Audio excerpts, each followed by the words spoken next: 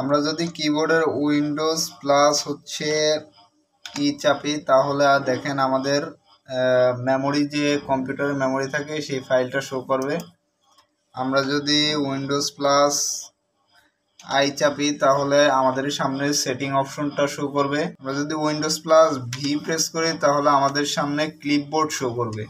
আমরা যখন মোবাইলে লিখি অনেক সময় দেখা যায় আমরা যেটা কপি করি আমাদের কিবোর্ডে ওইটা ক্লিপবোর্ডে শো করে, কিন্তু কম্পিউটারে অনেকেই আমরা খুঁজে পাই না। তার জন্য আমরা উইন্ডোজ প্লাস ভি প্রেস করব। উইন্ডোজে প্রেস করে ধরে রাখবো এক হাত দিয়ে, আর এক হাত দিয়ে ভি প্রেস করব, তাহলে দেখবেন যে ক্লিপবোর্ডটা শো করবে। যদি আমার ভিডিওটা ভালো লাগে লাইক কমেন্ট শেয়ার দিয়ে এবং পেজটা ফলো করে পাশেই থাকবেন।